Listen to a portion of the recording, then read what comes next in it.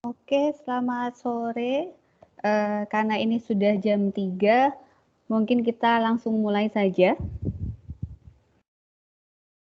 Terima kasih buat Bapak Ibu, rekan-rekan arsitek, kontraktor, konsultan, ataupun distributor, ataupun dari akademisi.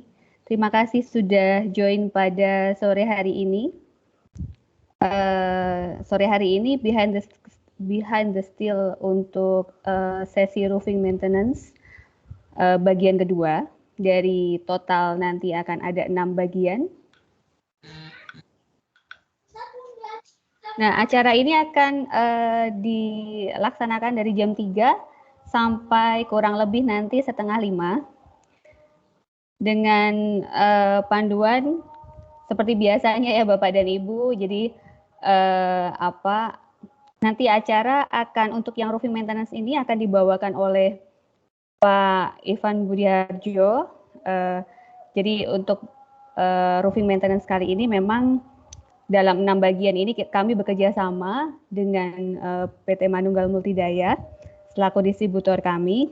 Nah, nanti mungkin dari Pak Ivan, bagi yang sebelumnya belum join untuk yang roofing maintenance seri satunya, nanti Pak Ivan juga akan menyampaikan yang series sekilas ya Pak ya. Jadi roofing maintenance part 1-nya seperti apa sih gitu kan, untuk dokumentasi untuk roofing maintenance sendiri seperti apa. Kemudian untuk yang sore hari ini nanti akan dibawakan oleh Pak Ivan, yaitu lebih pada roofing inspection. Jadi nanti kami mohon untuk Bapak dan Ibu untuk bisa mengkondisikan mute selama Pak Ivan presentasi. Apabila nanti ada waktu, kami persilahkan bertanya secara verbal, kami persilahkan untuk unmute. Nah, kami mohon apabila nanti pada saat presentasi pun ketika Pak Ivan presentasi dan ada pertanyaan, Bapak dan Ibu bisa memberikan pertanyaan dalam kolom chat. Nah, langsung saja mungkin ya, biar nggak terlalu lama, kita persilahkan Pak Ivan untuk memperkenalkan diri kembali mungkin. Jadi bagi Bapak Ibu yang selama ini, yang kemarin belum join untuk roofing maintenance part 1, bisa kenal dengan Pak Ivan. Monggo Pak Ivan. Terima kasih Bu Dian. Saya unshare dulu ya Pak. Iya baik, saya share yang punya saya. Yap.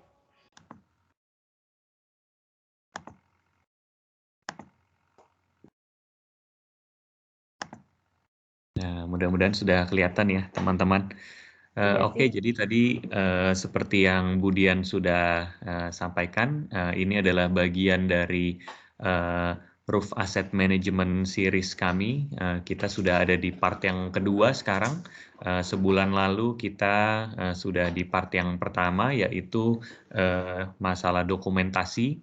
Hari ini kita akan fokus ke roofing inspection.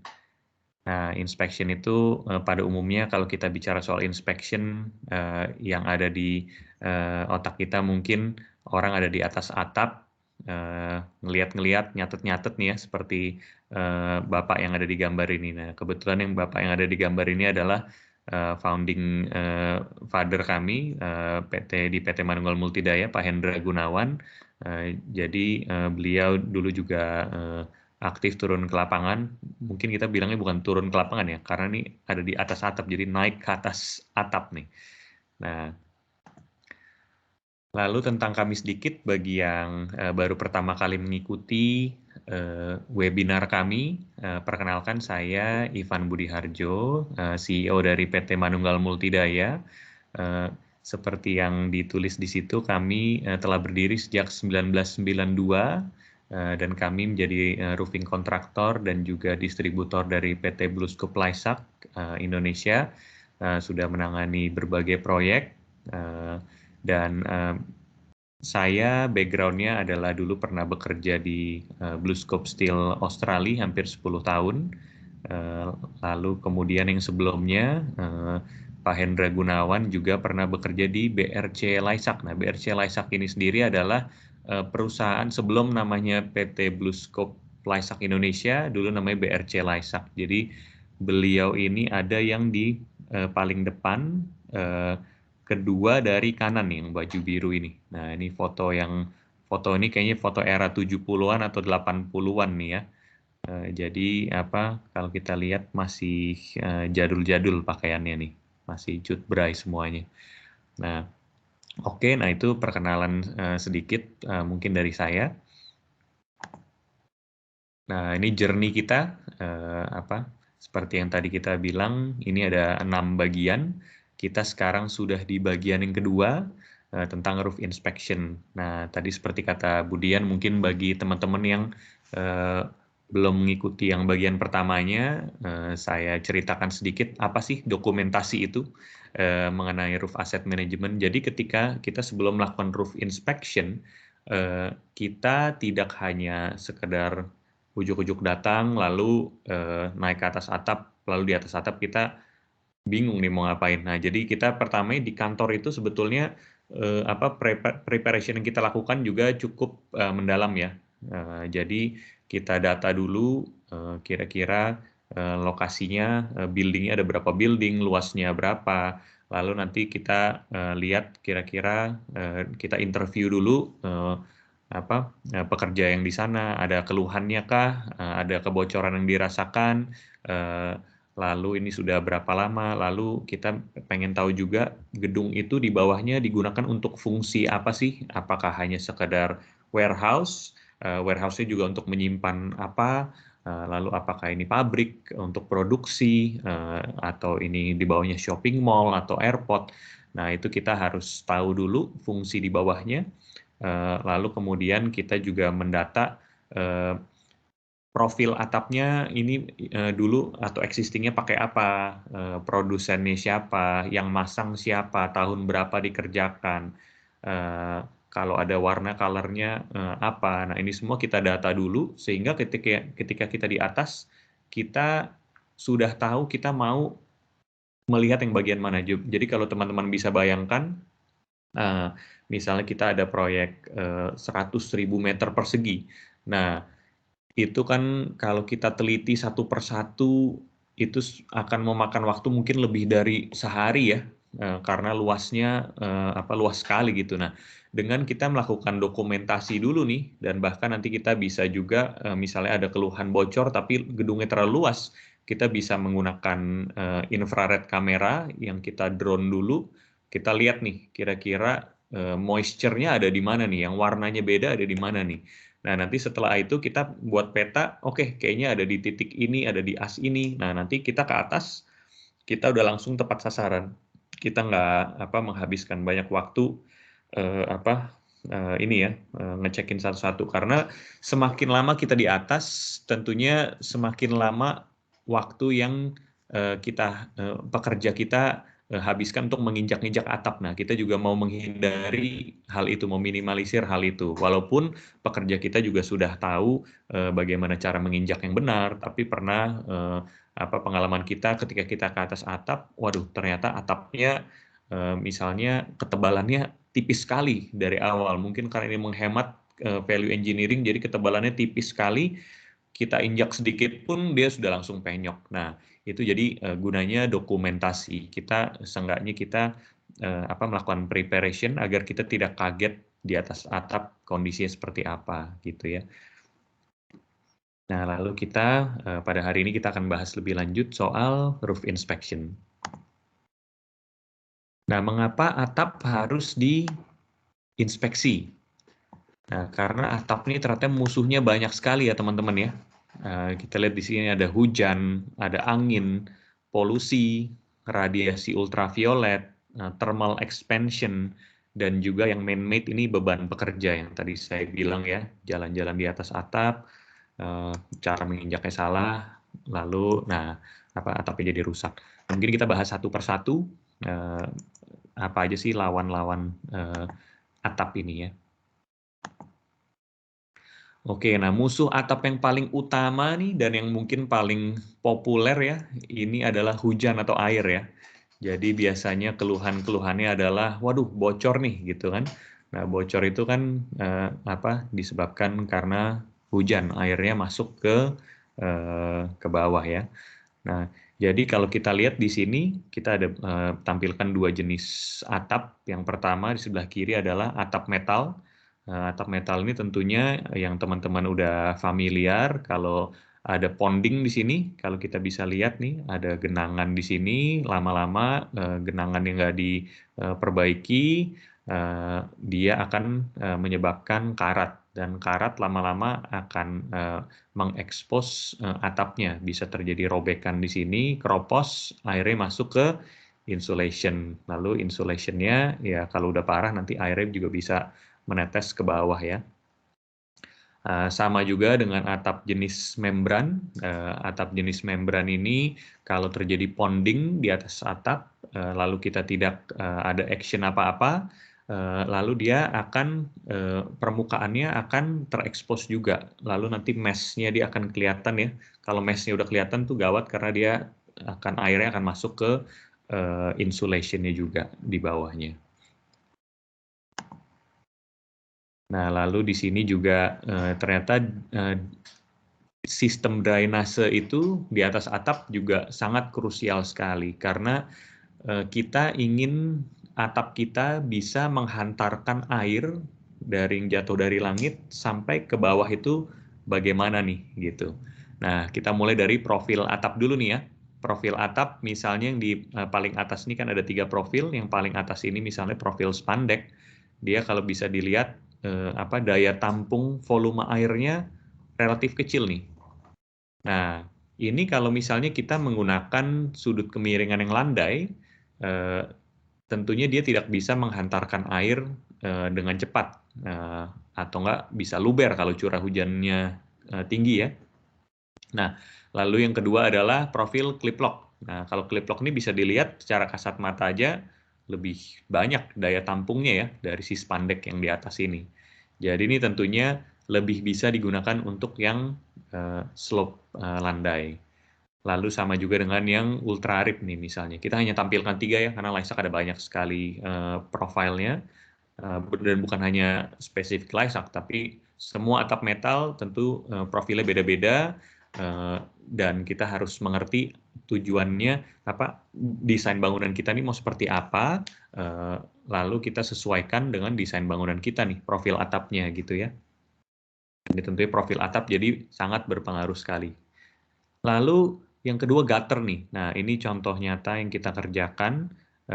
Kita lihat ya di sini, kenapa nih ada genangan di bagian gutternya. Nah, ini kebetulan berbahan membran ya di sini.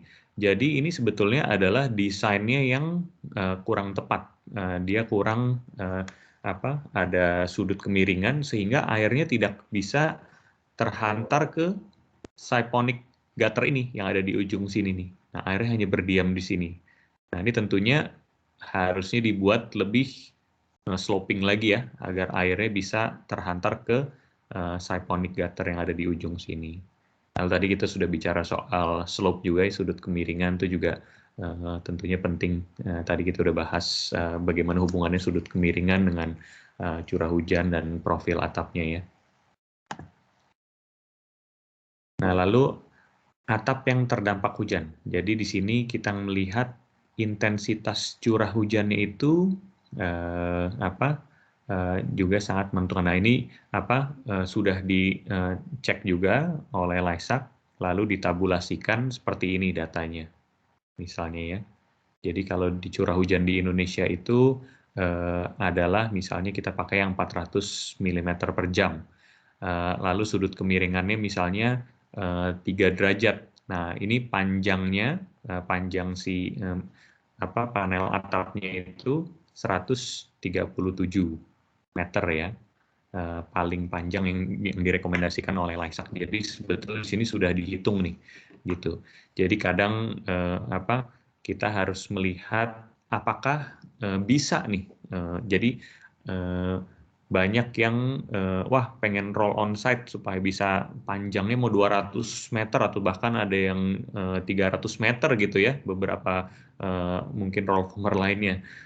Tapi kita harus lihat 300 meter itu apakah kita hanya adu panjang atau memang sesuai dengan fungsinya gitu ya. Kalau kita lihat di sini, kalau kasusnya adalah intensitas curah hujan 400 mm per jam, lalu slope-nya diminta 3 derajat, tentu panjang maksimalnya adalah 137 meter. Oke. Nah, lalu atap, bentar ya. Nah, lalu yang kedua tadi musuh pertama kan hujan nih. Nah, yang kedua apa nih? Yang kedua adalah angin. Nah, atap terdampak angin. Jadi kalau selain hujan, angin puting beliung itu ternyata bisa menjadi musuh untuk atap nih. Nah, kalau di luar negeri mungkin disebutnya tornado atau hurricane. Kalau di Asia Timur mungkin menyebutnya typhoon. Nah, kalau di Indonesia kita menyebutnya dengan angin puting beliung. Nah, ini kalau kita lihat di sini yang terkini terjadi ini di Amerika nih ada kita ambil datanya dari berita di Amerika. Yang paling kini terjadi adalah Hurricane Ida tahun 2021 ya, baru mungkin bulan lalu. Ini kecepatannya 150 miles per hour atau sama dengan 67 meter per detik. Jadi mungkin untuk perumpamaannya, kalau biasanya satu ruko di Indonesia itu kurang lebih 6 meter lebarnya. Nah, ini kurang lebih ya sekitar 6 sampai 7 10 ruko ya, 10 sampai 11 ruko nih. Nah, ini dalam 1 detik kita melewati 11 ruko. Jadi kan kencang sekali nih. Nah, ini tentunya akan berdampak pada kekuatan apakah si atapnya akan stay nih kalau dihampiri oleh kecepatan angin yang seperti ini. Nah, ini contohnya, ini bagaimana gaya-gaya angin ketika mengenai atap nih ya. Jadi gambar-gambarnya seperti ini. Jadi gambar yang paling kiri atas ini ketika misalnya angin menghampiri ini bentuknya seperti ini nih. Dia akan bentuk seperti lingkaran, lingkaran lagi. Nah, ini gaya ini akan menyebabkan wind uplift ya. Jadi dia menarik atasnya ke atap. Lalu ada juga yang gambar yang kedua ini di kanan atas itu pergerakan dari anginnya sama seperti kayak misalnya dia melewati gundukan batu yang besar sekali gitu ya. Jadi ini yang sebelah kirinya kita lihat dia menekan atapnya ke bawah, tapi yang sebelah kanan dia menarik atapnya ke atas. Nah, ini kan bahaya nih kalau seperti ini. Nah, lalu yang menarik yang ketiga nih ya, gambar ketiga, jadi gambar kiri bawah kita lihat di bagian perimeternya ini angin ini wind uplift ini justru sangat rawan sekali di sini karena dia mengangkat paling besar itu gayanya ada di bagian perimeternya. Makanya biasanya bagian perimeter kita tambahkan skrup ya. Jumlah skrupnya berbeda di bagian perimeter dengan di bagian tengah-tengahnya. Nah, itu juga datanya sudah ada semua di LISAC ya. Nah, kurang lebih seperti itu. Nah, ini akibatnya kalau terkena angin ya paling parahnya bisa seperti ini nih. Atapnya penyok-penyok dan terangkat dan bawahnya terekspos. Nah, kalau udah seperti ini kan bukan hanya tampaknya saja yang kelihatan buruk, tapi operasional di bawahnya juga terganggu. Artinya ada loss of income juga di sini. Nah, ini kalau di BlueScope LISAC di Australia, di Chester Hill, mereka sudah melakukan direct pressure test nih untuk mengecek seberapa kuat nih profil atap yang kita jual nih gitu ya. Nah, ini jadi caranya adalah nih atapnya, atap clip lock-nya kita lihat ini di suatu dia kayak suatu kotak gitu. Nah, dia masukkan blower dari bawah. Nah, kita lihat di titik mana atapnya itu terbuka. Nah, kita lihat nih, ini jadi gambarnya berurutan ya, dari kiri atas, kanan atas, kiri bawah, ini udah mulai terlepas, kanan bawah sekali ini udah hampir lepas kali ini ya. Nah, lalu akhirnya dia terbang. Nah, ini ditabulasikan lagi-lagi oleh Laisak di table ini ya. Jadi kalau misalnya teman-teman nanti ngelihat di brosurnya Laisak atau di technical datanya Laisak. Nah, hasil ini bukan hasil komputer nih, bukan hasil hitung-hitungan matematika maksud saya. Ini adalah hasil nyata ketika atapnya di direct pressure test, kapan dia fail. Nah, kalau di sini cara membacanya seperti ini. Jadi, misalnya di sini ada beberapa jenis span ya, ada single span, end span, dan internal span. Nah, kita lihat kalau serviceability itu artinya adalah tampaknya si atap ini tampaknya sudah mulai penyoknya kelihatan, secara visual dia terlihat. Lalu kalau strength ini lebih ke fungsinya. Jadi kalau di sini atapnya tentunya sudah tidak sesuai dengan fungsinya lagi. Air sudah masuk, bahkan atapnya mungkin bisa terbang. Nah, kalau kita lihat di sini jarak boardingnya, si spannya ini, misalnya kita yang 1,2 ya, 1200 mm, ini kalau misalnya serviceability artinya di 207 kg, 207 kg per meter persegi, itu dia udah mulai kelihatan penyok nih. Nah, tapi dia masih nggak apa-apa sebetulnya, kelihatannya aja yang jelek. Nah, jarak antara ini, serviceability dan strength, 207 kg per meter persegi sampai hampir 400 kg per meter persegi, dia tampaknya jelek. Nah, tapi kalau udah di atas, kalau udah di atas 400, di atas 399 kg per meter persegi, atapnya sudah fail artinya. Nah, ini kita punya datanya semua di sini.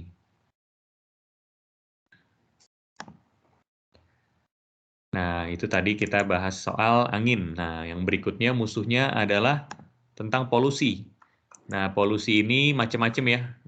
Ada kalau dekat pantai, itu juga bukan polusi sih ya, tapi dia lebih cepat karat. Lalu kalau misalnya dekat dengan gunung berapi, dia bisa kena debu vulkanik dan sebagainya. Jadi kalau kita lihat di sini contoh-contohnya ini satu perkampungan semuanya kena debu vulkanik. Ini mungkin contohnya memang bukan menggunakan atap metal ya, tapi tentunya kalau dia beratap metal, nasibnya ya kurang lebih mirip-mirip nih. Dia akan kotor, dan kalau kotor kan tentunya kita mau atap kita itu ini ya bisa merefleksikan sinar supaya di bawahnya tidak terlalu panas. Nah, kalau ini tentunya dia udah nggak bisa merefleksikan lagi karena sudah tertutup oleh debu vulkanik, misalnya seperti itu.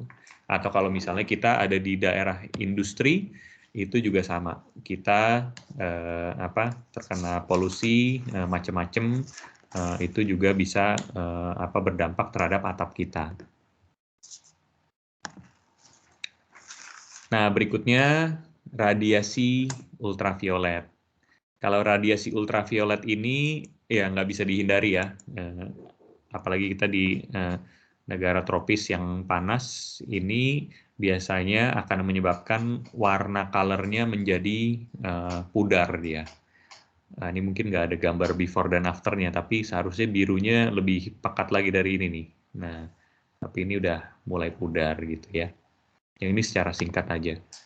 Nah, lalu yang menarik lagi nih soal thermal expansion.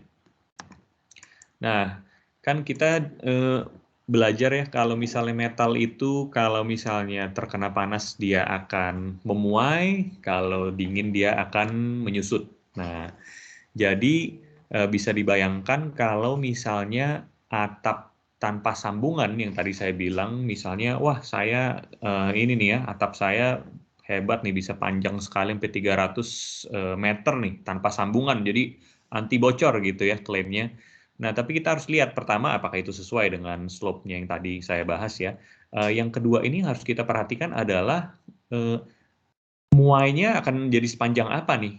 Nah, ini kan ada koefisien muai panjang pada atap ini, nilai tetapnya ini ya, 11,3 dikali 10 pangkat minus 6 per derajat Celcius. Jadi kalau misalnya kita menggunakan hitungan atap panjangnya 300 meter, nah ini perubahan suhu 50 Celcius ini dapatnya dari mana? Misalnya pagi-pagi dia panasnya sudah mencapai 30 derajat. Nah, ini yang harus diperhatikan adalah panas di atas atap dengan panas di bawah beda ya. Karena di atas atap lebih intens lagi heat-nya. Jadi andai kata jam 9 pagi sudah mencapai 30 derajat di atas atap, sekitar jam 12, jam 1 itu mungkin bisa 80 derajat di atas atap. Nah, ini kan ada perbedaan sekitar 50 derajat. Nah, kalau 50 derajat ini menurut hitungan kita, atap yang tadinya 300 meter, dia akan bertambah panjangnya menjadi 180 meter.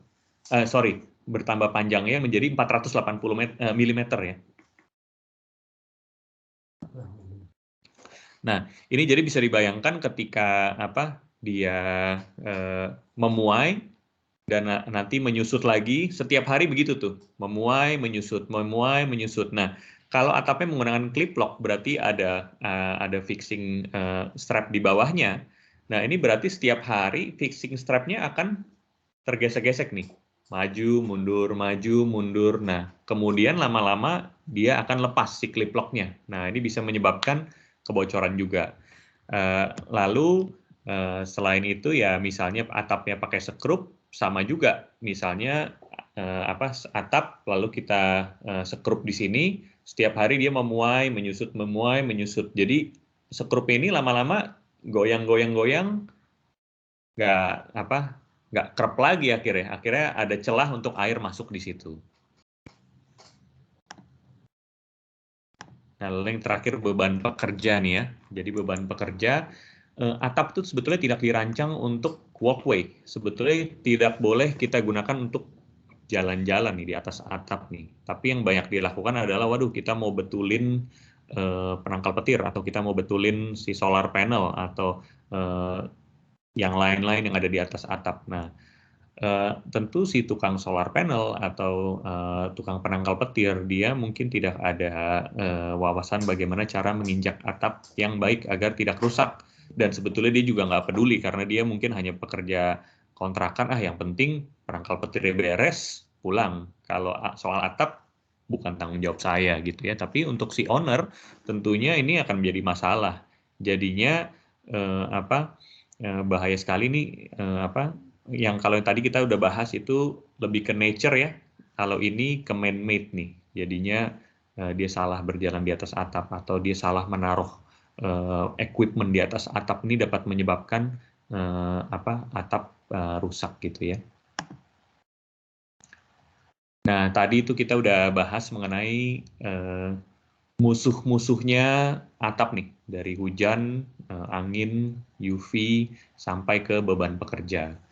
Nah, lalu kita kalau di atas atap itu melakukan inspeksinya apa aja sih? Nah, inspeksi yang kita lakukan juga macam-macam ya. Yang pertama ada inspeksi kebocoran. Jadi, inspeksi kebocoran ini biasanya terjadi ketika ada keluhan, waduh, bocor nih. Jadi sifatnya reaktif ya. Ini mungkin sudah saya jelaskan di sebulan lalu. Jadi sifatnya reaktif, ketika ada komplain baru kita datang, kita cek nih titik bocornya di mana. Tadi bisa menggunakan infrared juga. Nah, lalu ada inspeksi perawatan, berarti ini maintenance ya. Nah, kalau maintenance ini sifatnya proaktif, jadi sebelum ada masalah, kita udah datang dulu untuk make sure tidak ada masalah ke depannya. Biasanya kita lakukan minimal 2 kali dalam setahun, sebelum dan sesudah musim hujan, gitu ya. Atau misalnya ada angin yang besar sekali, biasanya kita juga langsung meluncur ke lapangan untuk memastikan aman nih, gitu ya.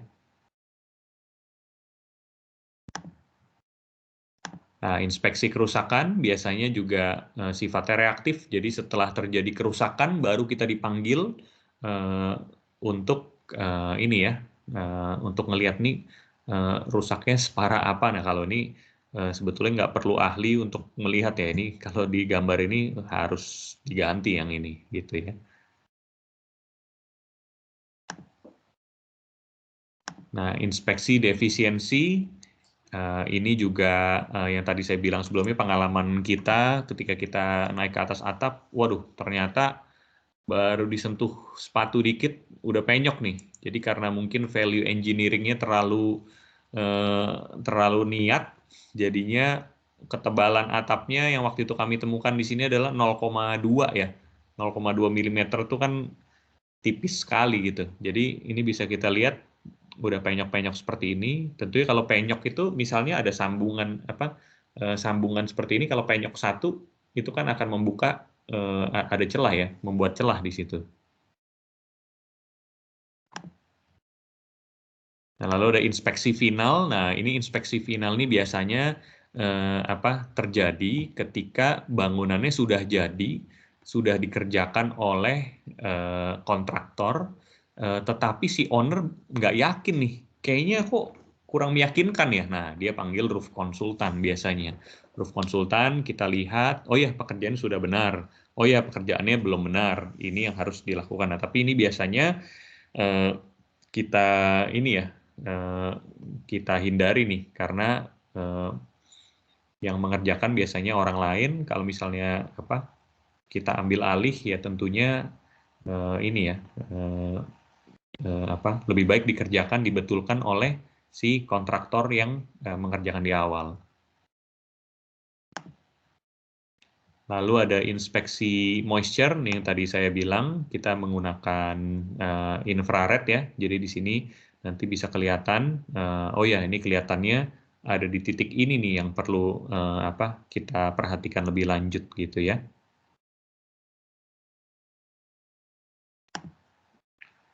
Lalu inspeksi visual. Nah, kalau inspeksi visual ini ya biasanya kita cuma naik ke atas atap. Ini inspeksi awal sekali ya. Jadi kita lihat secara kasat mata ada nggak nih masalah. Biasanya yang kita incar adalah bagian penetrasi-penetrasi atau di bagian gutternya. Biasanya itu adalah sumber-sumber kebocoran. Nah, waktu itu ya kita pernah mengerjakan proyek yang penetrasi ada 300 titik. Nah, itu makanya kita harus hati-hati banget supaya nggak terjadi kebocoran ya. Karena bisa salah satu dari titik itu bisa bermasalah. Nah, itu makanya harus dikerjakan oleh pekerja yang benar-benar terampil. Nah, kemudian inspeksi destruktif. Nah, ini mungkin lebih cocok untuk ke atap membran ya. Jadi biasanya kita buat lingkaran, kita buat hole, lalu kita tarik, kita ambil sampel sistem atapnya, lalu kita lihat nih apakah masih bagus semuanya gitu ya. Apakah insulationnya masih bagus, bawah-bawahnya masih bagus. Nah, ini biasanya dilakukan di atap membran. Lalu ini adalah pelaporan, jadi reports. Nah, ini biasanya setelah kita melakukan inspeksi, kita berikan report. Reportnya ini macam-macam ya, tergantung kondisi atapnya. Bisa reportnya bisa sederhana, bisa cukup ringkas, bisa juga cukup mendetil. Nah, yang kita berikan biasanya ya termasuk foto-fotonya. Ini ada kalau kita lihat di sini ada historinya seperti apa, roof plan-nya seperti apa, spesifikasi atapnya yang terpasang sekarang seperti apa, lalu observasi kami seperti apa. Nah, lalu kita adakan evaluasi, kita berikan rekomendasi, kurang lebih misalnya dari 3 bangunan, mungkin yang satu udah boleh di re-roofing, diganti atapnya dengan atap baru. Yang kedua mungkin bisa kita treat saja dengan roof coating misalnya, kalau biayanya mungkin masih belum memadai gitu. Jadi kita bisa memberikan solusi ke owner, apa nih kira-kira yang bisa dilakukan dengan biaya yang optimal juga. Lalu juga ada ini ya cost estimation dan time schedule juga.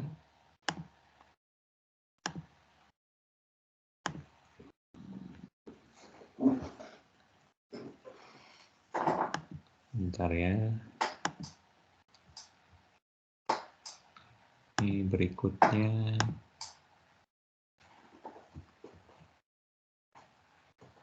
Bentar, saya cari dulu nih. Ini. Jadi biasanya prosedur inspeksi atap metal. Nah, ini tadi udah kita bahas sedikit. Tapi ini seru banget nih. Jadi biasanya sebelum kita naik ke atas atap, kita bagi section roof-nya dulu ya. Ini misalnya ada beberapa bangunan, kita bagi, oke ini bangunan 1, bangunan 2, bangunan 3, bangunan 4, dan seterusnya. Lalu kita data dulu yang seperti tadi saya bilang, ini profil atapnya apa, ketebalannya apa, color bond atau enggak, dan sebagainya. Lalu kita ketika sudah di atas atap, nah ini di sini ditulis kita tim inspeksi minimal butuh 2 orang. Satu roof inspector yang melihat secara visual dan melakukan pengetesan, satunya lagi yang recorder, biar efisien ya kerjanya ya. Dan tentunya roof inspector-nya harus yang memiliki pengalaman dan pengetahuan tentang roofing system. Nah, lalu kita membuat indeks kondisi panel atap dan juga flashing-nya. Nah, nanti akan saya share sedikit bagaimana nih caranya gitu ya. Jadi kita dengan visual dan beberapa pengecekan kita melakukan ini ya, kalkulasi ini kondisi atapnya sudah berapa persen sih gitu ya. Nah, surveinya itu meliputi kita mengidentifikasi masalah, lalu kita cari tahu nih. Jadi kalau mungkin analoginya di dunia kedokteran, kita ke dokter, kita pengen tahu badan kita nih sakit apa sih. Jadi misalnya, oh ya, ini misalnya sakitnya ada bapak nih ada keseleo, ada patah tangan misalnya. Nah, lalu kita mengidentifikasi tingkat keparahannya. Oke, keseleonya cukup parah misalnya, patah tangannya mungkin tulangnya nggak remuk, cuma patah doang. Lalu kuantitinya, ada berapa nih titik patahnya misalnya. Nah, ini juga sama dengan di atap. Jadi kita mengidentifikasi masalahnya dulu. Apakah masalahnya lebih ke sekrup-sekrup yang terlepas misalnya, atau nanti di sebagian lainnya ada ponding misalnya. Nah, lalu kita tentukan nih, pondingnya ada berapa banyak, pondingnya parah atau enggak, sekrup yang terlepas ada berapa banyak dan itu parah atau enggak. Nah, itu kita nanti saya kasih lihat worksheet yang biasanya yang kita punya ya. Nah, lalu tentunya tidak lupa alat bantunya nih, pensil atau bolpen ya, clipboard, lembar kerja inspeksi yang nanti akan kita share, slope meter, drone, kamera dan sebagainya. Tentunya harus pakai PPE ya. Nah, ini seperti di gambar ini ya. Nah, ini nanti mungkin untuk pertanyaan bisa sebentar lagi nih ya, kita sampai di penghujung, nanti mungkin bisa ditanyakan ya. Nah, lalu ini contoh pembuatan peringkat kondisi atap. Jadi ini kalau kita naik ke atas atap, kita lihat nih foto yang pertama kita lihat terjadi fading, warnanya mulai pudar, lalu terjadi chalking ya. Chalking itu berarti warnanya, catnya itu sudah mulai mengelupas dan mengeluarkan serbuk-serbuk gitu ya, atau terjadi goresan pada panel atap. Nah, kalau kita lihat begini, ya ini hanya masalah yang gambar sebelah kiri ini hanya masalah visual dan masih berfungsi dengan baik. Jadi ini masih oke. Ini mungkin solusinya kita bisa hanya sekedar cat ulang gitu ya. Nah, lalu kalau yang di foto kedua, foto berikutnya kita lihat sama juga nih, terjadi fading, terjadi chalking juga, tapi ini ada korosinya juga nih di sini ya. Nah, tapi kalau kita lihat korosinya di sini masih lumayan terisolasi di beberapa titik saja. Jadi ini masih bisa kita lakukan perawatan atau treatment ya. Jadi nggak harus diganti semuanya gitu ya. Analoginya mungkin kita kalau cuma kesleo nggak perlu dioperasi gitu ya. Kalau cuma seperti ini nggak perlu diganti dengan yang baru misalnya. Lalu di foto ketiga kita lihat terjadi sama juga nih fading, chalking dan goresan. Nah, tapi ini mungkin lebih lebih menyeluruh nih ya. Nah, ini sama juga sebetulnya tampaknya saja tapi masih berfungsi dengan baik. Lalu yang terakhir ini kalau kita lihat yang paling parah nih ya, ini sudah karatan, sudah merah-merah, hampir keseluruhan atapnya. Jadi ini tentunya nggak bisa hanya di treatment, kita harus melakukan penggantian atapnya.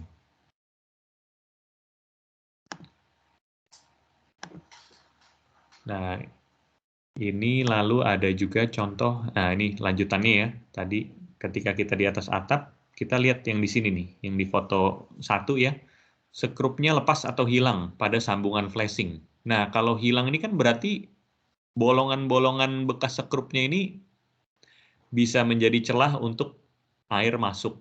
Nah, ini artinya cukup parah nih tingkat ininya ya. Nah, lalu kita lihat juga di foto kedua. Nah, foto kedua, ini kita lihat sekrupnya di sini agak longgar nih, sekrup flashingnya. Dan walaupun sekrupnya masih terlihat di sini, beda dengan yang foto pertama, tapi tetap akan memberikan celah untuk air hujan masuk ke dalam bangunan, gitu ya. Nah, ini hal-hal yang biasanya kita perhatikan nih di atas atap nih. Lalu foto ketiga, ada pekerjaan patching sebagai waterproofing. Nah, ini patchingnya ini ya sudah cukup baik ya sebetulnya ya. Nah, beda dengan gambar berikutnya. Patchingnya yang ini kita lihat tidak berfungsi sebagai waterproofing karena ada keretakan-keretakan di sininya nih, gitu ya. Nah, ini jadi harus biasanya ini yang harus kita perhatikan ketika kita di atas atap nih harus jeli nih, apa aja yang harus kita lihat. Karena kalau nggak bisa cukup overwhelming kita naik ke atas atap, apa nih yang harus kita lihat, apa yang harus diperhatikan, apa yang harus di-report kembali ketika saya sudah turun nanti gitu ya. Reportnya mau kita isi apa nih gitu ya. Nah, ini biasanya di bagian-bagian penetrasi itu yang banyak masalahnya.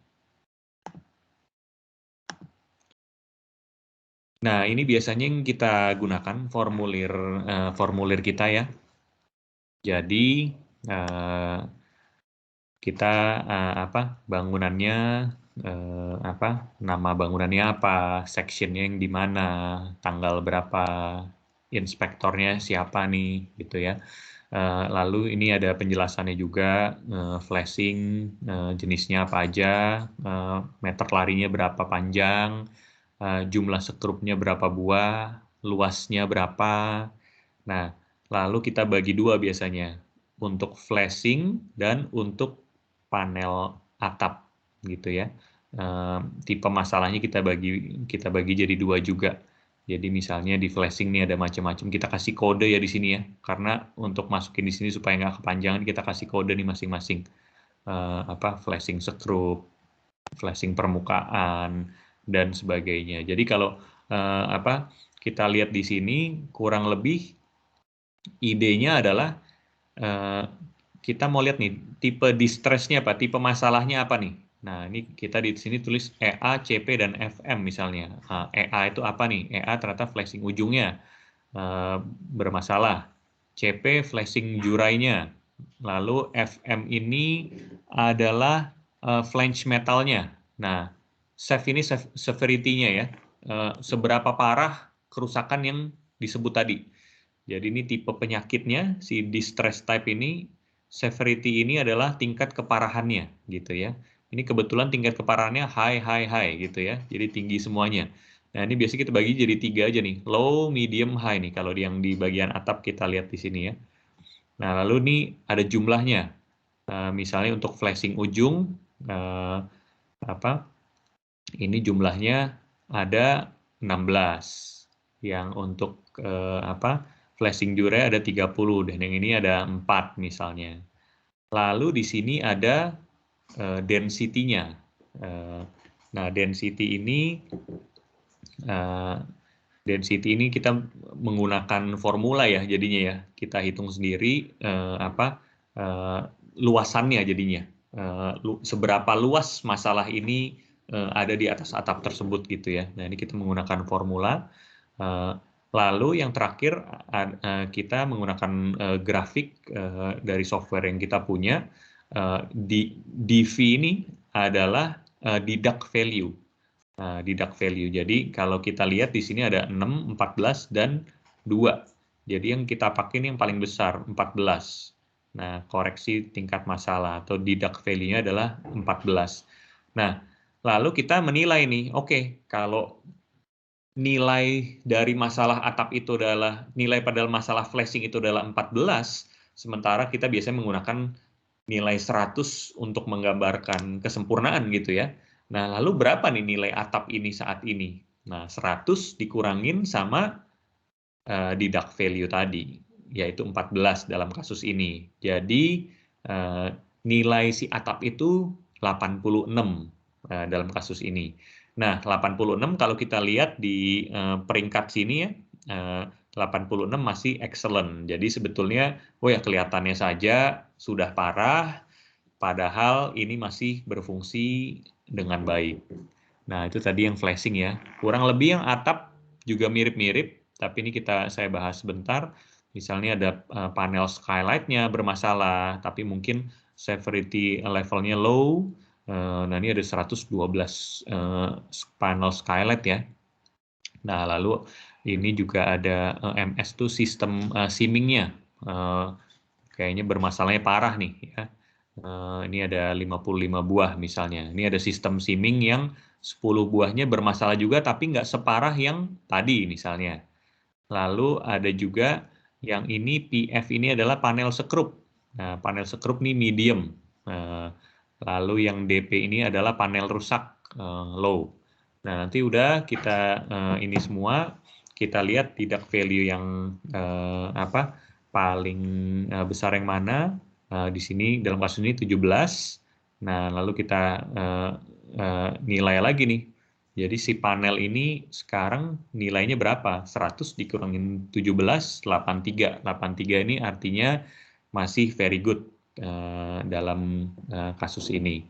Jadi ini kita kita menggunakan sistem ini supaya kita lebih ada guidance, ada keseragaman dalam menginspeksi atap, dan kita mencoba meminimalisir subjektivitas di atas lapangan ya. Jadi mungkin si ini bilangnya bagus, si ini bilangnya ini wah macam-macam ya kalau pendapat pribadi. Nah, tapi kita coba jadikan penilaian ini sebagai sesuatu yang lebih objektif. Jadi kalau di sini kita lihat iya sih parah sih kelihatannya sih. Oh, tapi ternyata hanya color fading saja. Oh, ternyata hanya chalking saja, masih bagus ternyata.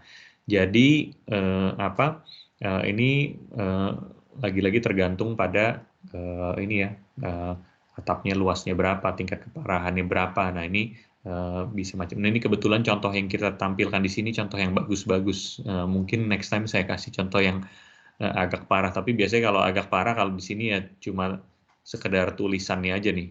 Foto lebih menarik sih. Tadi kan udah saya tampilkan foto-foto yang ini ya, yang agak parah. Nah, jadi dari sini kita bisa ketika kita membuat report, kita bisa memberitahukan ke owner, ini loh, nilai atap kamu sekarang untuk bangunan yang A, sekian. Untuk bangunan yang B, sekian. Nah, ini juga kita bagi-bagi flashingnya, panel atapnya, bahkan kalau ada kita buat claddingnya, kita juga nilai claddingnya juga.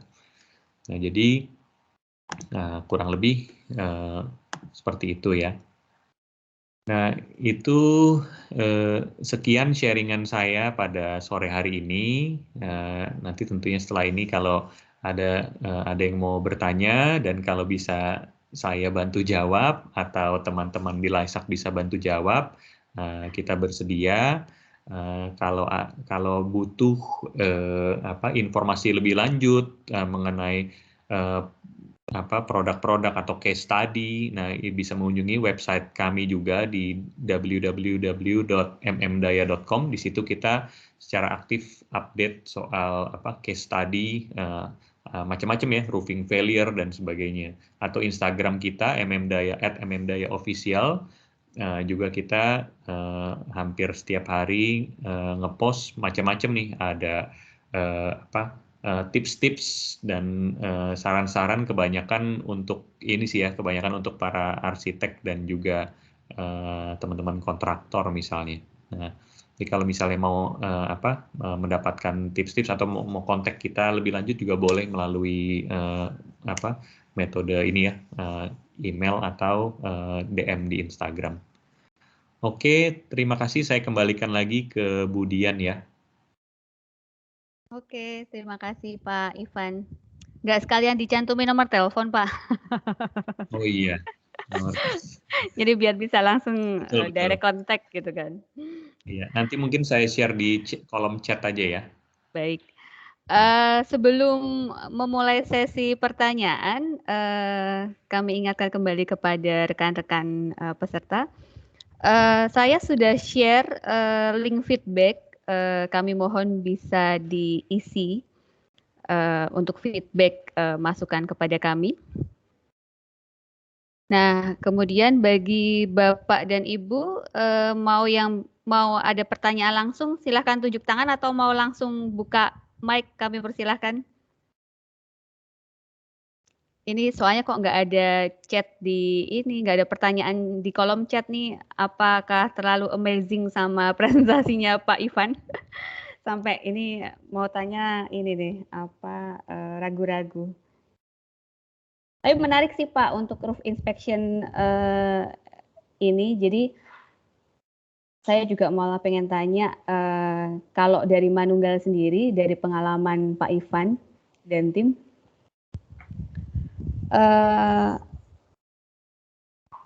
rata-rata nih gitu kan, rata-rata atau kebanyakan kasus apa sih Pak yang biasa Manunggal dipanggil untuk inspeksi gitu kan, di Indonesia ini kebanyakan kasus yang mana gitu kan? Ya, biasanya sih yang pada umumnya terjadi adalah kebocoran ya. Kalau kita dipanggil inspeksi ya, bocor kalau enggak atapnya rusak karena tertiup angin. Makanya tadi di slideshow saya tulis hujan dan angin itu di yang dua pertama ya, karena itu yang paling umum sekali terjadi gitu ya. Yang lain-lain ya ada contributingnya juga, tapi ya hujan dan angin yang menyebabkan kebocoran dan juga atapnya terbang. Wah, atapnya sampai terbang. Nah, kalau misalnya untuk inspeksi sendiri butuh berapa lama sih Pak Ivan? Tergantung dari luasan atapnya dan juga ini ya, ketika kita sebetulnya tergantung luasannya dan kompleksitas masalahnya ya, dan juga mungkin hal-hal lain seperti akses naik ke atasnya seperti apa gitu ya. Sekarang mungkin bisa diakali dengan menggunakan drone, tapi drone saya rasa masih belum bisa menggantikan pekerja fisik naik ke atas atap untuk melihat langsung ya kondisi atapnya. Kalau mudah misalnya atapnya bangunannya cukup simple, cukup kecil dan akses naiknya ada dengan baik, safety-nya juga baik, saya rasa sekali datang berapa jam aja kita udah bisa lihat ya. Tapi kalau misalnya ada kendala kita bisa akses naiknya agak sulit, mungkin ya bisa sampai seminggu hanya untuk naik ke atasnya ya. Lalu nanti tentunya kita akan kembali ke kantor buat reportnya segala macam. Saya rasa seminggu sampai 2-3 minggu rata-rata dari kita naik ke atas atap sampai reportnya selesai. Lagi-lagi tergantung luasan atapnya dan faktor-faktor yang tadi saya sebutkan tadi. Lumayan makan waktu juga ya Pak. Kalau misalnya kayak kebocoran gitu, ini juga ya. Iya, makanya sebetulnya kita sarankan untuk melakukan maintenance ya, karena kan mencegah lebih baik daripada mengobati nih. Jadinya kalau dengan maintenance itu ya kita nggak nunggu sampai rusak, nggak menunggu sampai ada masalah, kita udah action duluan. Jadi seperti itu. Oke. Nah, ini ada yang bertanya di kolom chat nih. Dari Pak Nanang, PT Adia Grahan. Ada 3 pertanyaan nih, mau langsung apa satu-satu Pak? Satu-satu Iya kali ya? boleh. Jawabnya satu-satu tapi langsung aja boleh. Oke. Ya. Ini untuk yang pertama, bagaimana cara efektif untuk mengidentifikasi dan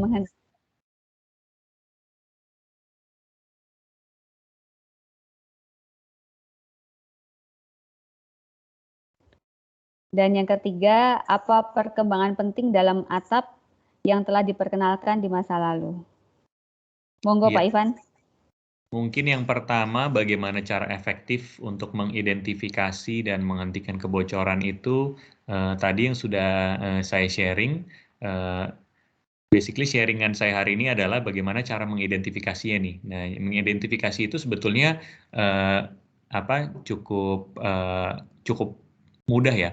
Pertama tentunya yang bekerja di bawah ini kalau ada keluhan kebocoran itu sebetulnya masalah sudah teridentifikasi oleh orang dalamnya itu sendiri gitu ya.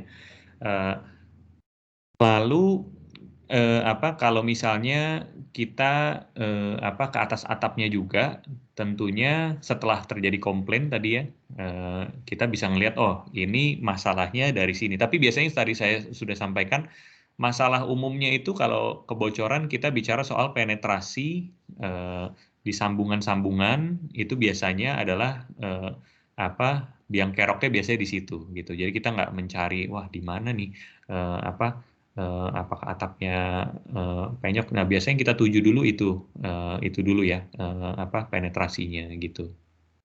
Lalu untuk menghentikan kebocoran tentunya tergantung masalahnya apa gitu ya. Kalau hanya sesimpel waduh sekrupnya hilang kayak tadi ya.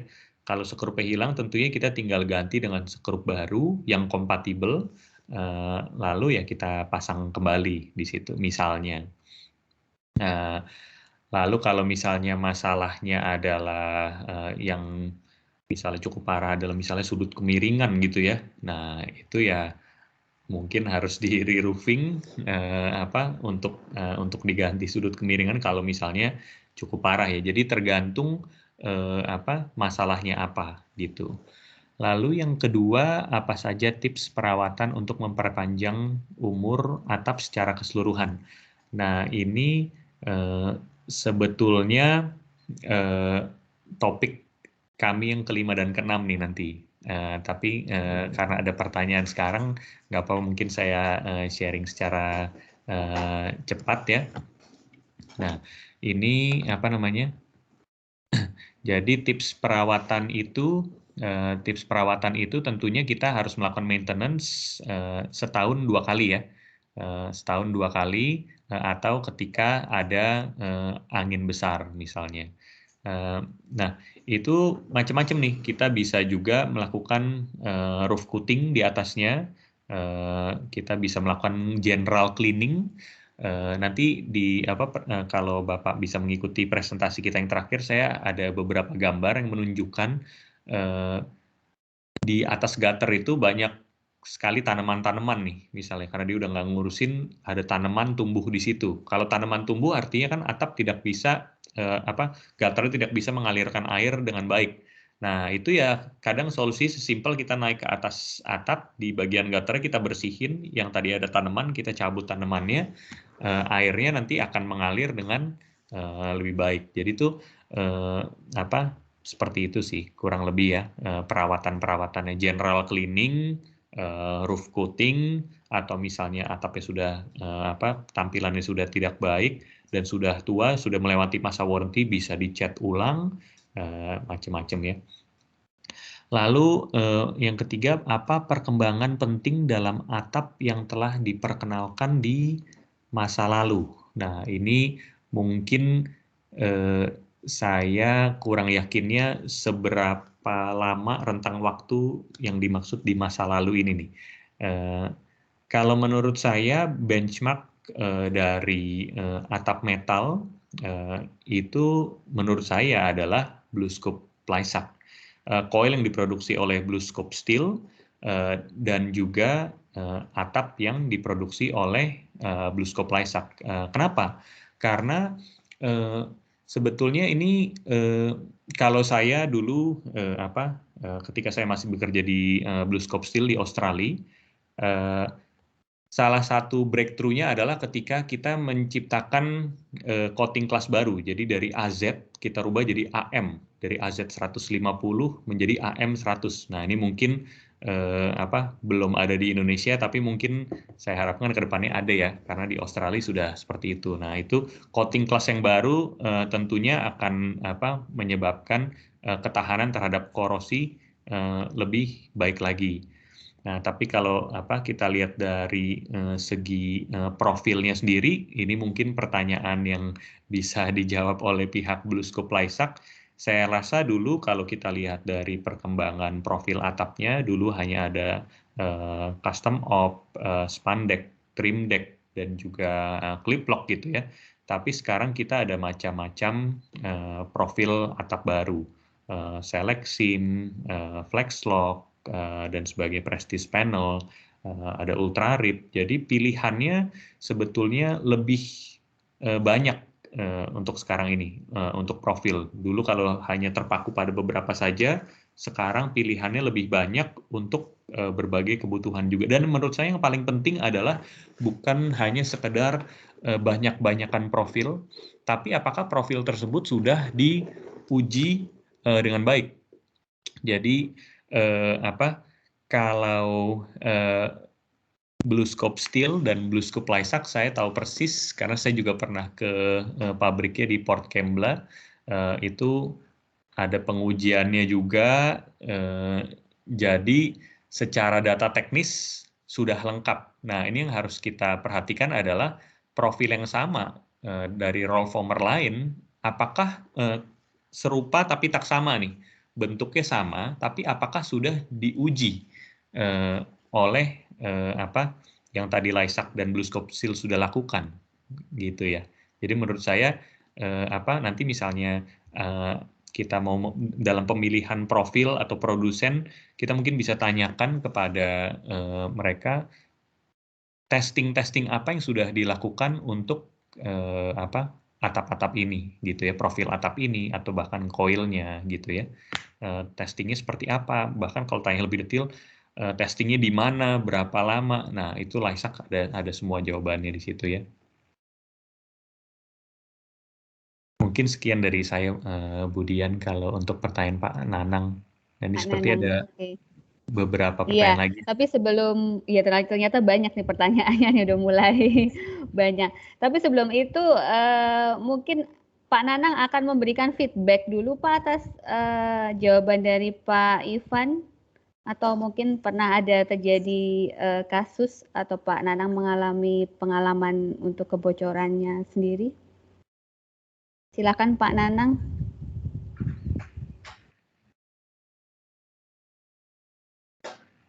Apakah pertanyaannya sudah terjawab? Intinya seperti itu kan.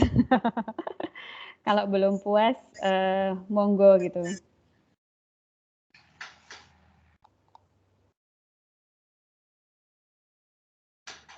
Kalau tidak ada feedback dari Pak Nanang, mungkin kita ke pertanyaan selanjutnya Pak Ivan. Dari Pak Nandang, ini izin bertanya, jenis apa saja tindakan untuk kategori perawatan atau treatment? Ini mungkin pertanyaannya, terima kasih nih Pak Nandang untuk pertanyaannya. Ini mungkin pertanyaannya mirip dengan pertanyaan Pak Nanang tadi ya, yang kedua, apa perawatan tips? Ya, iya. Iya, jadi ya mungkin sama tadi untuk atap kita harus general cleaning, lalu ada roof coating atau mungkin ada patching yang belum saya sebutkan tadi ya. Misalnya yang rusak hanya area kecil, yaitu nggak usah diganti semuanya misalnya. Kita bisa cukup patching saja misalnya gitu. Ya menurut saya ini cukup simpel sih ya. Kalau kita bicara soal perawatan kan, yang rumit itu perbaikan. Jadi selagi atapnya masih dalam kondisi prima, kalau bisa kita proaktif, kita rawat gitu ya. Karena rawat tuh hanya simple sekedar general cleaning yang tadi saya bilang tadi. Nah, general cleaningnya pun kita kalau biasanya kita lakukan, kita juga ada alatnya, ada alat cleaningnya sendiri. Itu kita cukup lengkap sih dengan alat cleaningnya. Oke Pak. Kurang lebih berarti hampir sama ya pertanyaannya. Pak Nandang, semoga bisa menjawab. Semoga puas atas jawabannya Pak Ivan. Ya memang cleaning itu penting sih, soalnya nanti kalau banyak debu, banyak kotoran bisa menimbulkan bonding juga. Pertanyaan selanjutnya dengan Pak Dedi Andista dari BITA. Jika atap yang digunakan itu atapnya roll on site tanpa sambungan, berarti panjang ya. Nah, dan bentang lebar, dan ada sedikit kerusakan di bagian tengah atap. Bagaimana cara mengganti atau memperbaiki atap tersebut? Nah, ini salah satu sebetulnya dilema ketika kita roll onsite ya. Karena roll onsite itu kan tujuannya adalah supaya meminimalisir sambungan. Tapi kalau atapnya kelewat panjang untuk di roll onsite, itu handlingnya juga akan mempersulit handling di lapangan juga gitu ya. Tapi bisa juga diperbaiki pada bagian yang rusak saja, tidak perlu diganti. Seperti yang tadi saya bilang, bisa di-patching dengan bahan yang direkomendasi oleh produsen. Jadi lagi-lagi tergantung masalahnya kerusakan itu minor atau major ya. Kalau minor mungkin bisa kita selamatkan, tapi kalau sudah major ya mau nggak mau mungkin yang paling parah adalah harus kita ganti dengan panel yang baru. Tapi kita harus lihat itu case by case menurut saya ya. Oke. Dari Pak Denny ada feedback Pak atas jawaban? Ibu. Oh Ibu, mohon maaf Bu. Mohon maaf ya Ibu. Habis biasanya kalau nama Denny ini cuman kok belakangnya agak ada ceweknya gitu kan. Punten ya Ibu. Nggak apa-apa Ibu, biasa Bu. Iya Pak Irfan, Iya. kalau untuk yang minor itu gimana solusinya Pak, cara menanganinya Pak? Biasanya bisa kita patching aja sih Bu dengan bahan yang compatible, misalnya ya metal dengan profil yang sama, kita timpa aja gitu di atasnya. Timpanya itu menggunakan apa Pak? Di welding atau di lem atau di apa atau di gimana itu Pak? Biasanya kita sekrup sih Bu.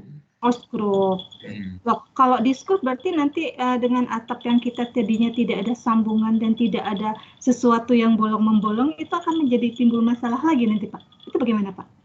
Iya, itu memang resikonya ini ya Bu ya. Sebetulnya kalau misalnya kita mau yang jadi sempurna lagi, tentunya diganti panel baru. Tapi itu kan tidak cost efektif ya. Jadi itu sebetulnya kita kembali lagi ke soal handlingnya sih kalau menurut saya Bu ya. Kalau kita dicegah di handling awalnya, harusnya kan masalah itu tidak terjadi nih. Tapi kalau sudah terlanjur terjadi, cara perbaikannya biasanya lewat patching yang di-screw itu memang tidak akan sempurna seperti baru lagi ya. Tapi ya pilihannya sebetulnya antara mengganti yang baru dengan biaya yang lebih besar atau patching tapi kita juga memastikan patchingannya aman gitu. Oke, jadi berharap tidak ada masalah aja ya Pak ya.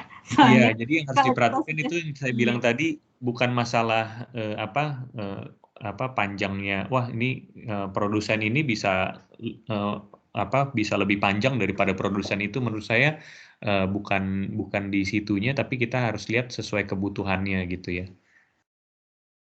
Kalau perlu disambung, menurut saya lebih baik kita pakai sambungan beberapa daripada memaksakan roll onsite yang luar biasa panjang, tapi takut handling di atasnya kurang tepat gitu ya. Dan kalau ada masalah rumit ya Pak ya, kalau sedikit cacat gitu ya. Oke. Iya.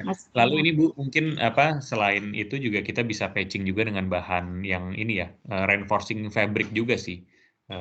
Kalau ini. Lalu nanti kita jadi ini yang tanpa screw ya. Jadi kita bisa menggunakan bahan waterborne dengan reinforcing fabric atau membrane lalu kita coating atasnya. Bisa seperti itu juga. Tapi tentunya dibanding dengan kondisi aslinya tetap kondisi aslinya itu yang paling terbaik sih.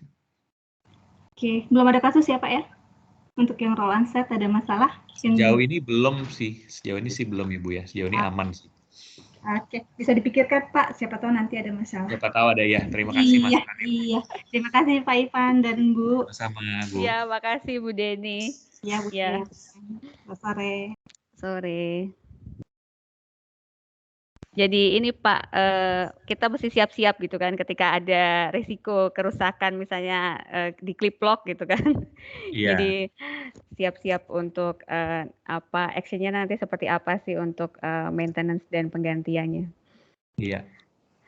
Oke, untuk pertanyaan berikutnya dari Bapak Trah Nugroho. Nah ini untuk mengenai atap membran nih. Jadi bagaimana solusinya jika terjadi kebocoran atau ponding pada atap membran yang menggunakan profil metal pada sistem lapisan bawahnya? Apakah perlu dibongkar atap metalnya dan juga membrannya sekaligus? Ya, kalau menurut saya lagi-lagi kita harus lihat pondingnya separah apa nih. Kalau misalnya pondingnya itu ke masalah strukturnya, yaitu beam di bawahnya sudah mulai sudah mulai lendut, artinya itu kan masalahnya di struktur. Jadi ya kemungkinan yang dibetulin harus dari strukturnya. Tapi kalau misalnya masalahnya hanya ada di surface membrannya itu tadi, nah kita harus lihat apakah ini pier di bawahnya atau pemasangan membrannya yang kurang rata gitu ya. Karena bisa jadi membrannya agak ada lendutan lalu bisa menyebabkan ponding di tengah-tengahnya. Tapi kalau menurut saya kita harus teliti dulu masalah root cause-nya itu apakah di struktur atau di permukaan membrannya.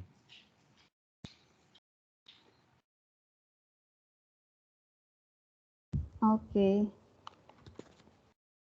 Dari Pak Trah Nugroho ada feedback kah? Cek terdengar suara saya? Ya, terdengar Pak. Oke. Sebelumnya terima kasih Pak Ivan atas jawabannya. Tapi ada kemungkinan nggak Pak kalau atap metalnya pun juga berpengaruh terhadap ponding ataupun kebocoran yang terjadi di surface-nya si atap membrannya itu sendiri gitu? Atau misalnya ada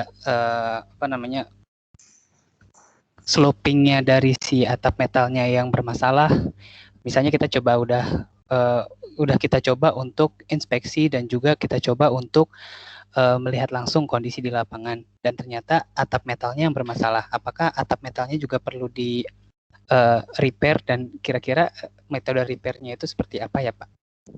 Kalau menurut saya, kalau atap metalnya ternyata yang bermasalah, iya kita harus repair si metalnya tersebut. Nah, kalau misalnya untuk repairnya, karena kalau untuk atap membran ini, uniknya atap metalnya itu, atau smart deck-nya dia akan ada di paling bawah ya. Kalau misalnya kita bicara build up roof system, biasanya kan atap metalnya ada di atas. Nah, sementara kalau atap membran itu atap metalnya akan berada di paling bawah. Jadi kalau menurut saya cara betulinnya itu ya kita harus lihat isolasi dulu nih lokasinya yang bermasalah di mana. Lalu nanti coba kita buka dari atas kalau menurut saya ya. Lalu nanti kita patching lagi yang dari atas setelah yang bawahnya itu dibetulin. Kalau misalnya itu masalahnya ada di metalnya ya, jadi nanti memang harus kita ganti metalnya, kita ambil, kita pasang yang baru, lalu atasnya kita tumpuk pier lagi, vapor barrier lagi, dan kita pasang si membrannya lagi. Tapi itu kalau menurut saya sih biasanya masalah di strukturnya ya, karena kalau misalnya jarak boardingnya sudah oke dan sebagainya, harusnya si smart deck-nya atau metalnya tidak jarang ada masalah gitu. Baik, terima kasih Pak Ivan. Sama-sama.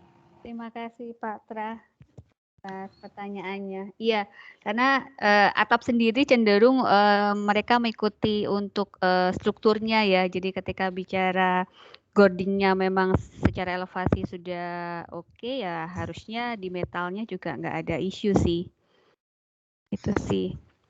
Tapi berarti kalau untuk kita bicara membran ini lebih ke masuk kategori yang inspeksi destruktif ya Pak ya?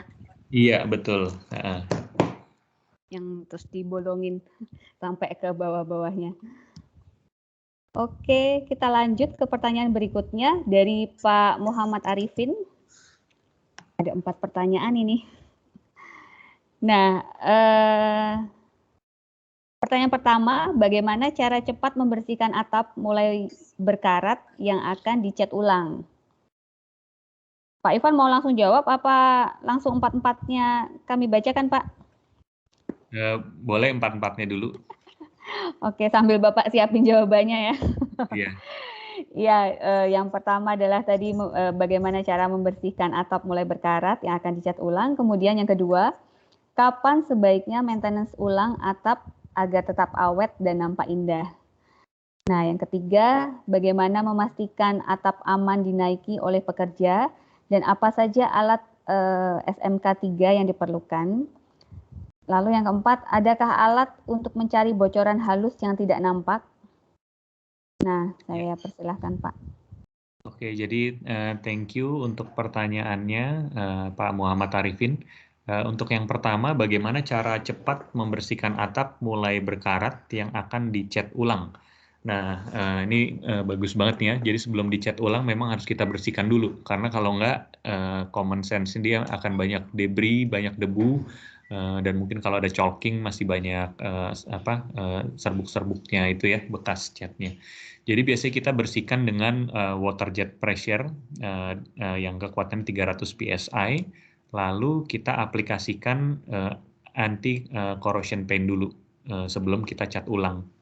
Jadi jawaban singkatnya seperti itu. Lalu yang kedua, kapan sebaiknya maintenance ulang atap agar tetap awet dan nampak indah?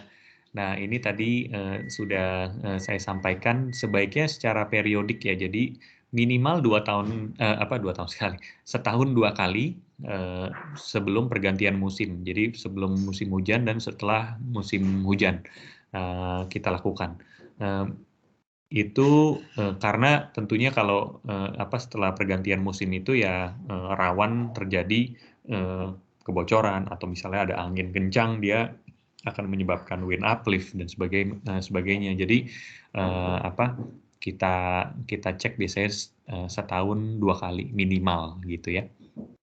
Lalu yang ketiga, bagaimana memastikan atap aman dinaiki oleh pekerja dan apa saja alat SMK 3 yang diperlukan. Nah, kalau menurut saya yang terutama harus menggunakan PPE ya.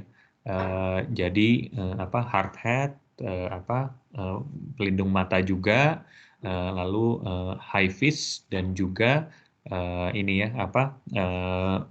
steel cap boots ya, supaya kaki kita juga terlindung. Lalu kalau mau on top of that kita juga bisa pakai protective gloves juga, karena ketika mungkin kita memegang sampel atap di atas itu ada yang tajam atau sebagainya, itu kita melindungi tangan kita. Lalu kalau mau yang lebih ekstra lagi kita bisa pakai arm guard. Dulu ketika saya di pabrik saya juga pakai itu.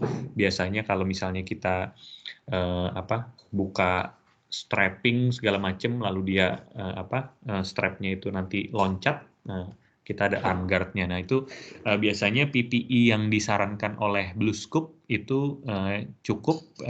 Nah tapi tentunya di atas atap kita harus lihat juga kalau misalnya kita harus koordinasi juga dengan building owner-nya. Kalau di atas atap sudah ada safety lines-nya, ya kita tinggal mencantolkan harness kita ke sistem safety line yang sudah ada. Tapi kalaupun belum ada, menurut saya kalau bisa kita setelah sampai di atas kita cari ada nggak nih yang bisa dicantolin. Biasanya sih nggak ada ya. Nah itu jadi kita harus menggunakan PPE dan berjalannya berjalannya dengan baik dan benar aja gitu. Lalu kalau yang keempat, adakah alat untuk mencari bocoran halus yang tidak nampak? Nah, ini pertanyaan yang bagus sekali. Jadi tadi yang sudah saya sharing sebelumnya, kita bisa menggunakan alat inframerah. Jadi nanti kita pakai drone, lalu kita foto dari atas, lalu dari atas itu akan terlihat, oh ya, ini di area sini kelembabannya warnanya beda nih dari yang lain. Nah, itu biasanya akan kita fokuskan ketika kita naik ke atas atap, kita coba cek bagian sini dulu nih, gitu. Biasanya cukup akurat ketika kita naik ke atas mengikuti peta yang sudah kita foto dari si infrared drone tadi, biasanya memang di situ terjadi masalahnya. Itu yang tidak nampak ya, tapi kalau yang nampak kan mudah sekali dideteksi. Oh ya nih, bocor di bawahnya kantor saya nih, di atasnya kantor saya airnya netes terus nih. Nah, berarti kan kita bisa. Tapi kalau yang tidak nampak itu memang kita menggunakan infrared. Dan kalau misalnya untuk atap membran kita menggunakan kapasitans alatnya. Oke, semoga bisa menjawab Pak Muhammad Arifin. Terima kasih Pak Ivan. Dari Pak Muhammad Arifin, ada tanggapan Pak atau belum puas untuk jawaban dari Pak Ivan?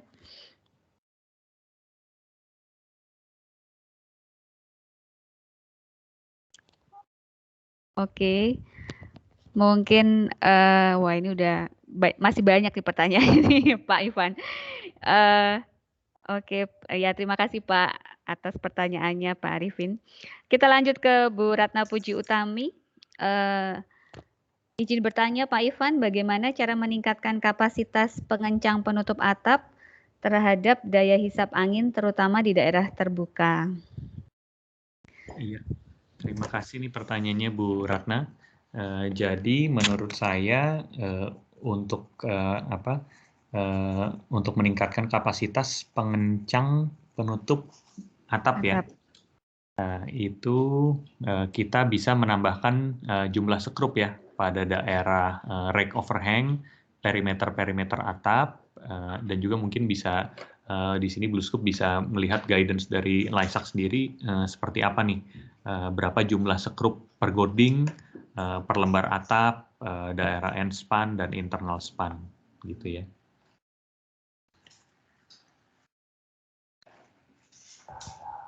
Oke, terima kasih Pak. Ada tanggapan Bu Ratna? Pernah sementara cukup ada kejadian, pernah kejadian. Ya pernah dengar katanya waktu di Filipina itu ada atap yang tercaput gitu. Oke, jadi saya menanyakan itu. Terima kasih Pak Ivan. Ya, mungkin bisa menambahkan sedikit Bu, memang di Filipina itu anginnya lebih besar daripada di Indonesia. Nah, kalau di Indonesia sendiri, yang saya tahu data mengenai angin itu masih kurang lengkap ya. Nah, ini tapi kalau setahu saya angin di Filipina, apalagi di Taiwan itu kan anginnya memang lebih kencang daripada di Indonesia. Lalu angin di Australia pun setahu saya juga lebih kencang daripada di Indonesia. Nah, sebetulnya standar yang sudah digunakan oleh Lysac, karena Lysac tadi di tesnya melakukan pengetesan terhadap anginnya itu ada di Australia, dia menggunakan standar Australia yang sebetulnya anginnya lebih kencang daripada di Indonesia. Jadi harusnya untuk Indonesia dengan menggunakan guideline Lysac itu aman sih menurut saya. Jadi kalau kita lihat atapnya terbang, itu menurut saya kembali ke pemasangan ini, sekrupnya, jumlah sekrupnya benar nggak nih, karena dia value engineering lalu sekrupnya didikitin atau gimana. Tapi kalau memang anginnya kayak tadi di yang saya bagikan tuh yang di berita di Amerika, kalau sudah sampai yang tinggi sekali, tentunya mungkin itu di luar kaidah teknisnya juga gitu ya. Tapi rata-rata kalau misalnya kita udah tahu di daerah Filipina anginnya lebih tinggi nah kita udah siapin nih jumlah sekrupnya harus segini gitu. Tapi memang biasa itu di bagian perimeternya itu sangat penting sekali sih karena mulai terbangnya dari situ.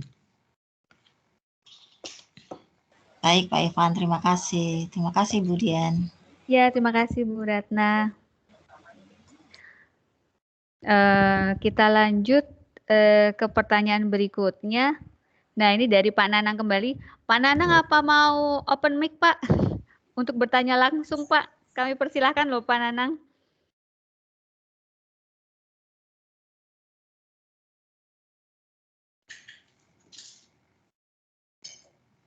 Mungkin Pak Nanangnya ini nih. Atau sambil ini ya Pak, sambil Iya. menjawab ya Pak, Iya. apa saja yang termasuk dalam perawatan atap? Kemudian ini ada 3 pertanyaan soalnya. Yang kedua, apa itu, underlayment atap? Dan yang ketiga, berapa lama waktu yang dibutuhkan untuk mengganti atau memperbaiki atap? Iya, thank you pertanyaannya Pak Nanang. Jadi yang pertama tadi, apa saja yang termasuk dalam perawatan atap, itu yang sudah saya jelaskan sebelumnya, general cleaning, lalu roof coating, patching, itu semua termasuk dalam perawatan atap. Jadi nanti mungkin kalau Pak Nanang tertarik bisa join di webinar-webinar kita berikutnya, terutama yang di bagian 5 dan 6 nanti saya akan bahas mengenai roof maintenance lebih mendetil lagi.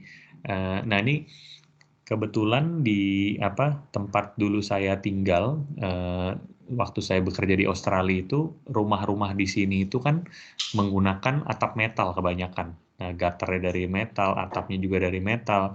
Nah, itu biasanya kalau pemilik rumah yang memang peduli dengan rumahnya, salah satu pekerjaan musiman yang kita lakukan di Australia adalah membersihkan gutter kita. Jadi biasanya setelah musim gugur itu biasanya terjadi sekitar bulan April, itu daun-daun berguguran, dia biasanya jatuh ke gutter. Nah, itu salah satu cleaning yang kita lakukan, perawatan atap yang kita lakukan itu, kita bersihin gutter kita dari kotoran-kotoran, dedaunan, atau bahkan kalau saya dulu ada tetangga saya, nanti mungkin saya tampilkan di fotonya di yang webinar terakhir ya, itu dia sampai ada tumbuh tanaman di gutternya gitu. Tanaman itu kita sebutnya weed ya, ilalang gitu ya, ilalangnya sampai tumbuh tinggi. Nah, itu kalau kita nggak bersihin ya tentunya gutternya kehilangan fungsi ya di situ.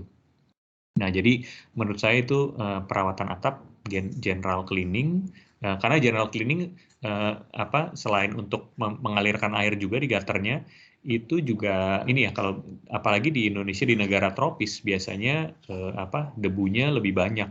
Jadinya ketika atapnya tadi warnanya putih tapi terkena debu, nah atap putih itu kan solar reflectance index-nya kan tinggi ya, paling tinggi ya.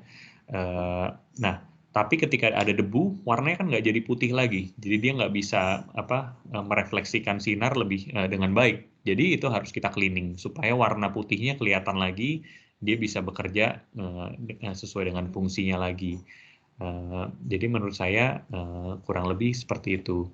Nah, lalu kalau yang kedua, apa itu underlayment atap? Itu adalah lapisan atap yang ada di bawahnya. Jadi mungkin kalau ada build roof system yang biasanya kita pakai di data center gitu ya, itu ada lapisan atas yang terlihat itu atap biasanya gitu ya, tapi di bawahnya itu nanti misalnya ada insulation, lalu di bawahnya lagi ada atap metalnya lagi, itu yang disebut dengan underlayment atap gitu. Jadi atap yang tidak terlihat dalam sebuah sistem gitu. Nah, lalu yang ketiga, berapa lama waktu yang dibutuhkan untuk mengganti dan memperbaiki atap? Nah, ini lagi-lagi tergantung pada luasan bangunan, akses naik ke atas, dan juga tingkat keparahan kondisi atapnya gitu ya. Kalau misalnya, dan ini juga tergantung ketersediaan material juga ya tentunya. Kalau cukup simple, misal tadi setelah kita grading, oh ya ini kayaknya cuma butuh patching doang nih gitu ya, atau kita butuh di water jet pressure terus bener lagi gitu ya, itu tentunya cepat ya, mungkin kita ngomong kurang dari seminggu. Tapi tentunya kalau kita harus melakukan re-roofing, ganti atap baru atau retrofitting, yaitu menumpuk atap baru di atas atap lamanya, itu jujur agak sulit bicara rentang waktunya, karena itu tergantung pada ketersediaan material juga, lalu medannya seperti apa gitu. Kadang-kadang materialnya udah ready, tapi di daerah industri itu nggak ada tempat untuk misalnya harus di roll on site gitu ya. Nah itu jadi kendala sendiri. Jadi sebetulnya jawabannya adalah tergantung case by case ya, tergantung proyeknya gitu, tergantung bangunannya kondisi seperti apa, letaknya di mana gitu, dan tingkat keparahannya seperti apa.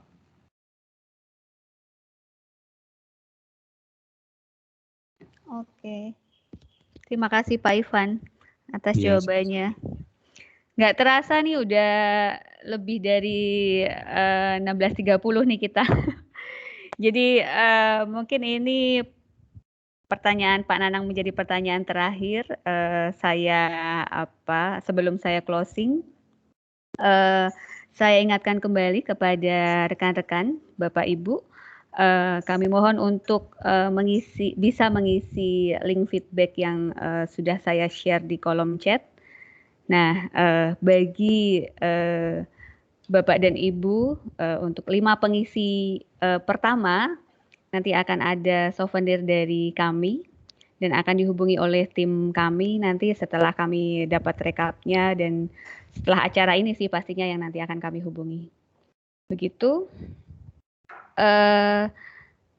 Banyak sekali sih ilmu yang untuk maintenance kali ini Pak, dan banyak pertanyaan, cukup menarik sepertinya. Nah, untuk acara sore ini kami closing saat ini. Nah, nanti mungkin akan Bapak dan Ibu tunggu undangan untuk BTS Roof Maintenance yang berikutnya.